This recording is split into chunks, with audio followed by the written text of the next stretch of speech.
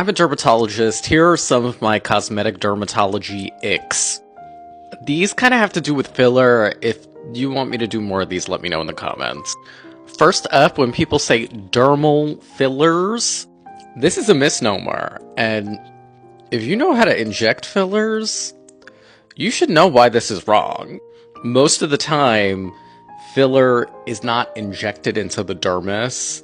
Your skin could be broken up into like two main regions. You have a dermis and an epidermis.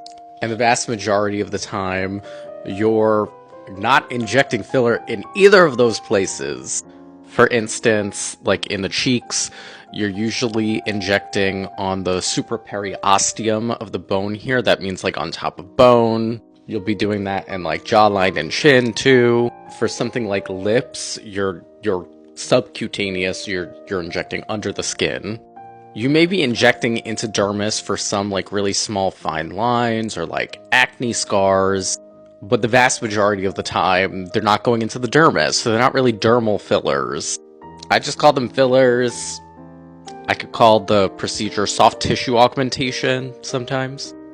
Next, immediate afters. So if you see before and after photos and it looks like they took a before, did a filler case, and took an immediate after photo, like that's not accurate. When you're doing a filler procedure, like the tissue starts to swell pretty much immediately. Also, it takes some time for the filler to really like settle and integrate into the tissue. So for most filler procedures, I would say like you gotta give it about 2 weeks to really look like what it's gonna look like. I think a lot of the time people do it this way just out of convenience because, like, if the person's satisfied with their procedure, they're not going to come back in 2 weeks for you to get another photo. I understand that. But there are people out here being like, oh, look at what I did with like half a cc of lip filler.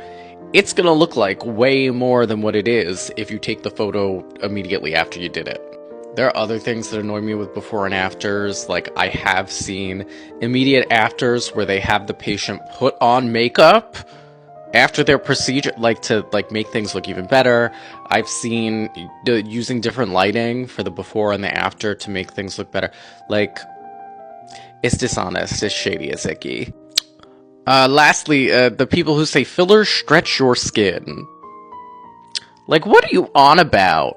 When we're doing filler, we're kind of changing the proportions of the face. We're adding volume.